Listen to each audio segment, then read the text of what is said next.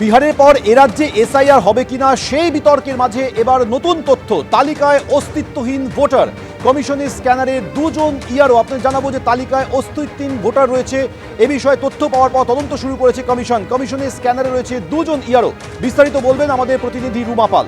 রুমা, দেখো, জানিয়ে রাখি, পূর্ব মেদিনীপুরে নন্দকুমার এবং উত্তর 24 পরগনার রাজারহাট গোপালপুরে ইআরওকে তলব করা হয় রাজ্যের মুখ্য নির্বাচনী আধিকারিকের দপ্তরে।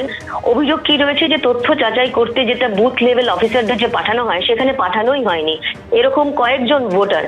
জানিয়ে রাখি যে এই দুই ইআরওই কিন্তু স্বীকার করে নিয়েছেন, যারা নন্দকুমারের তিনি ইআরও তিনি স্বীকার করে নিয়েছেন যে প্রায় 59 জন এরকম ভোটার রয়েছে এবং 43 জন রয়েছে ভোটার গোপালপুরের ক্ষেত্রে। তারা কিন্তু যেটা ভোটার লিস্টে নাম তোলা হয়েছে সেক্ষেত্রে কিন্তু দেখা যাচ্ছে যে তাদের একেবারে তারা অস্তিত্বহীন, অর্থাৎ বিএলওদের ওখানে পাঠানোই হয়নি। তাহলে কিভাবে এদের নাম কিন্তু এটা ভোটার লিস্টে এলো? জানা যাচ্ছে যে যে ডেটা এন্ট্রি অপারেটররা যে এজেন্সি নিযুক্ত করেছিল সেই এজেন্সির কাছে এই ইআরওরা নিজেদের যে তাদের যে ইয়ে রয়েছে, আইডি রয়েছে, সেটা শেয়ার করেছিলেন এবং অস্তিত্বহীন ভোটারদের নাম নথিভুক্তকরণের কাজে সংশ্লিষ্ট এই দুই ইআরওই যুক্ত রয়েছেন বলে মনে করছে কমিশনের আধিকারিকরা।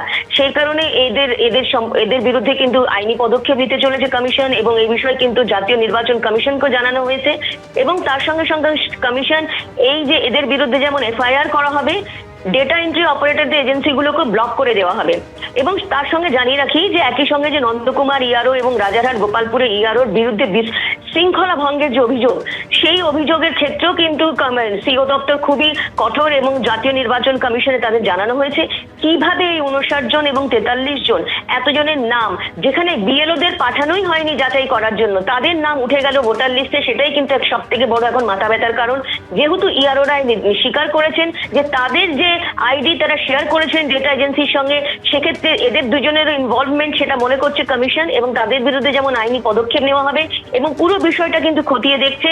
এবং তার সঙ্গে সঙ্গে জাতীয় নির্বাচন কমিশনও কিন্তু বিষয়টা জানানো হয়েছে। দেখো, কয়েকদিন আগেই কিন্তু দক্ষিণ 24 পরগনায় বারুইপুর এবং আরো একজন ইআরও পূর্ব মেদিনীপুরে ময়নার, তারও ইআরও ক্ষেত্রে কিন্তু একই অভিযোগ আসে। সেক্ষেত্রেও কিন্তু নির্বাচন কমিশন, জাতীয় নির্বাচন কমিশনের ক্ষেত্রে তাদের অভিযোগ জানানো হয়েছে এবং এদের বিরুদ্ধে যেমন আইনি পদক্ষেপ করা হবে। অন্যদিকে এই দুই ইআরও তারাও কিন্তু স্বীকার করে নিয়েছেন 59 জন এবং অন্যদিকে 43 জনের যে ভোটার লিস্টের নাম উঠেছে, বিএলওদের সেখানে পাঠানোই হয়নি যাচাই করার জন্য। কিভাবে নাম উঠেছে সেটাও কিন্তু তারা বলেছেন যে আইডি তারা শেয়ার করেছেন। সেক্ষেত্রে এই দুই ইআরও ইনভলভমেন্ট মনে করছে কমিশন, তাদের বিরুদ্ধে যেমন আইনি পদক্ষেপ নেওয়া হবে এবং পুরো ভোটার লিস্ট কিন্তু আবারও যাচাই করার নির্দেশ দিয়েছে কমিশন। রুমা, তুমি আমাদের সঙ্গে থাকো। আপনাদের আরো একবার জানাবো, তালিকায় অস্তিত্বহীন ভোটার। কমিশনের স্ক্যানারে দুজন ইলেকটোরাল রেজিস্ট্রেশন অফিসার বা ইআরও ভোটার লিস্টে অসঙ্গতির কথা স্বীকার করে নিয়েছেন এই দুজন ইআরও বলে কমিশন সূত্রে খবর। কমিশনের স্ক্যানারে নন্দকুমার এবং রাজারহাট গোপালপুরের দুজন ইআরও। গতকাল দুই ইআরওকে তলব করেন মুখ্য নির্বাচনী আধিকারিক। যাচাই করার জন্য বিএলওদের তথ্যই পাঠানো হয়নি। তথ্য যাচাই না করেই ভোটার লিস্টে 102 জনের নাম। নন্দকুমারের ভোটার লিস্টে 59 জন অস্তিত্বহীন ভোটারের নাম। অন্যদিকে রাজারহাট গোপালপুরে ভোটার লিস্টে 43 জন অস্তিত্বহীন ভোটারের নাম। আরও একবার কথা বলবো, রুমা পাল আমাদের প্রতিনিধি টেলিফোনে রয়েছে। রুমা, তার মানে যখন বিহারের পর পশ্চিমবঙ্গে এসআইআর হবে কি হবে না এবং হওয়ার একটা সম্ভাবনা দেখা দিচ্ছে, বেশ কিছু প্রস্তুতি নজরে আসছে, এই অবস্থায় দাঁড়িয়ে দুজন ইআরওর বিরুদ্ধে গুরুতর অভিযোগ। দেখো, প্রথমেই বলে রাখি, বিএলও মানে বুথ লেভেল অফিসাররা তারা কিন্তু গিয়ে যাচাই করবেন এবং অন্তত এসআইআর শুরু হলে তারা 3 বার কিন্তু সেই বাড়িতে যাবেন, সমস্ত ভোটার লিস্ট তারা খতিয়ে দেখবেন, তারপর তারা কিন্তু ইআরওকে এসে জানাবেন, ইলেকটোরাল রেজিস্ট্রেশন অফিসার যিনি রয়েছেন।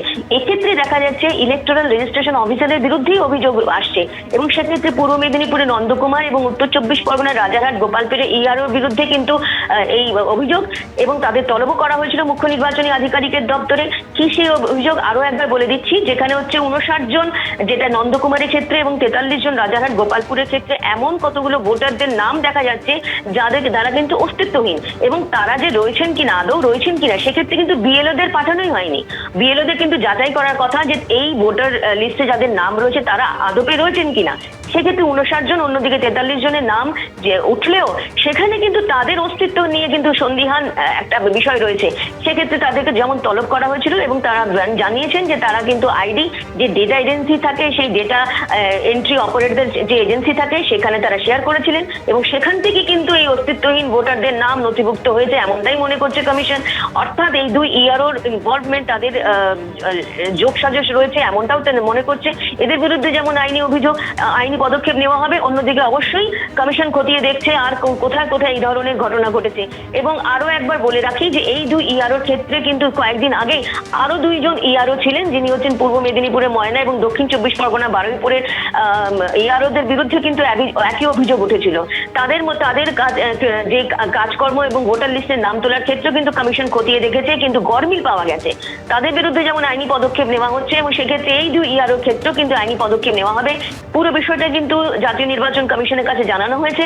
যেহেতু বিএলও কে না পাঠিয়ে কিন্তু এই নামগুলো ভোটার লিস্টে উঠে এসেছে এবং সেক্ষেত্রে দেখা যাচ্ছে যে নথিগুলো দরকার হবে, যে আধার কার্ড সমস্ত কিছু কিন্তু আবছা রয়েছে এবং সেক্ষেত্রে কিন্তু এই যে 59 জন এবং 43 জন এদের হদিশ কিন্তু মিলছে না। সেই এরা কারা সেটা অবশ্যই খতিয়ে দেখা হবে। অন্যদিকে এই দুই ইআরওর বিরুদ্ধেও কিন্তু আইনি পদক্ষেপ নিতে চলেছে কমিশন।